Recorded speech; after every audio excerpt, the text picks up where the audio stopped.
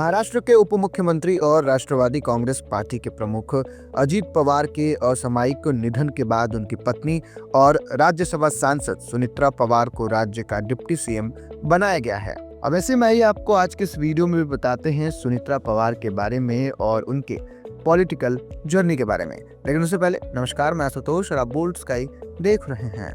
आपको बता दें, राज्यसभा सांसद सुनित्रा पवार कई सालों से सक्रिय राजनीति से दूर रहीं, लेकिन वह हमेशा बारामती के चुनावी अभियानों में पर्दे के पीछे से प्रेरक शक्ति बनी रहती थीं। अपने बेटे पार्थ पवार के मावल से लोकसभा चुनाव लड़ने के बाद सुनित्रा पवार ने राजनीति में सक्रिय भूमिका निभाना शुरू कर दिया। साल 2024 में उन्होंने अपनी ननद सुप्रिया सुले के खिलाफ लोकसभा चुनाव लड़ा। अब इस चुनाव में उन्हें हार का सामना करना पड़ा और बाद में वो राज्यसभा सांसद बने। अब उनके सांसद बनने के बाद पवार परिवार में कुल 3 सांसद और 2 विधायक हुए। लेकिन अजीत पवार के निधन के बाद ये चर्चा हो रही थी कि आखिर उनकी राजनीतिक विरासत कौन संभालेगा, डिप्टी सीएम कौन होगा।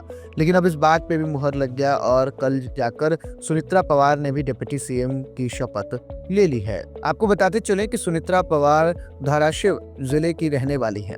वह एनसीपी के वरिष्ठ नेता पद्म सिंह पाटिल की बहन है। सुनित्रा पवार का बचपन धाराशिव के टेर में बीता है। सुनित्रा पवार ये हमेशा से कहती रही हैं कि राजनीति और सामाजिक कार्य के प्रति उनका जुनून उनके पिता से उनमें आया है, जो कि एक स्वतंत्रता सेनानी और गांव के रसूखदार व्यक्तियों में से एक थे। अब उन्होंने ये भी बताया है कि उनका बचपन घर घर जाकर लोगों से मिलते हुए बीता है। पद्म सिंह पाटिल और शरद पवार की दोस्ती की वजह से ही सुनित्रा और अजीत पवार का विवाह हुआ था। साल 1980 में शादी के बाद सुनित्रा बारामती आ गई। अब उस समय अजीत पवार ने भी राजनीति में कदम नहीं रखा था। अजीत पवार ने राजनीतिक करियर शुरू किया और उस समय शुरुआती कुछ सालों तक सुनित्रा ने घर संभाला।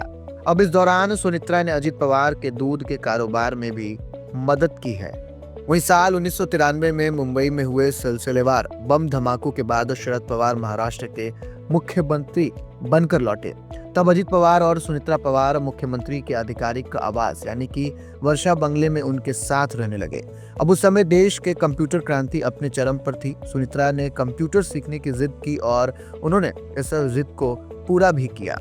वहीं आपको बताते चलें कि सुनित्रा पवार के सामाजिक कार्य की शुरुआत काटेवाड़ी से हुई। जब जब अजीत पवार सतारा के गार्डियन मिनिस्टर बने, तब सुनित्रा पवार महाबलेश्वर की यात्रा पर गई और लौटते समय उन्होंने उन्हें एक ऐसा गांव दिखाया जहां संत गाड़गे बाबा ग्राम स्वच्छता अभियान चल रहा था। अब इससे प्रेरणा लेकर काटेवाड़ी परियोजना की शुरुआत की गई। हालांकि सुनित्रा पवार सामाजिक कार्यों के जरिए बारामती में सक्रिय थे, लेकिन जब बात राजनीति की होती तो वो अजीत पवार के लिए चुनाव अभियान के जरिए या फिर कोई दूसरे अचानक पड़े कामों के माध्यम से उसमें एक्टिव रहती थी। वहीं बीते लोकसभा चुनाव का प्रचार शुरू होते ही सुनित्रा पवार सक्रिय दिखने लगी। उन्होंने शुरुआत अलग अलग सभाओं और कार्यक्रमों से की थी। बाद में उनका प्रचार रथ बारामती में घूमने लगा। वहीं आपको बता दें कि पहली बार चुनाव लड़ रही सुनित्रा पवार के लिए 2024 का चुनाव निश्चित रूप से आसान नहीं था। उनके सामने चुनौती उनकी ननद सुप्रिया सुले थी। पिछले 15 सालों से सांसद रही सुप्रिया सुले की संसद में उनके काम के लिए हमेशा प्रशंसा की गई है। हालांकि गांव में जनसंपर्क के मामले में वो कुछ हद तक कमजोर रहने के लिए भी उन्हें आलोचना का शिकार होना पड़ा है। हालांकि अब सुनित्रा पवार ने बाजी मार ली है और राज्य के उप मुख्यमंत्री के तौर पर अब कार्यरत हैं। तो दोस्तों, ये उनका राजनीतिक सफर रहा है। फिलहाल इस वीडियो में इतना ही। आपको ये जानकारी कैसी लगी हमें कमेंट में लिखकर जरूर बताइएगा।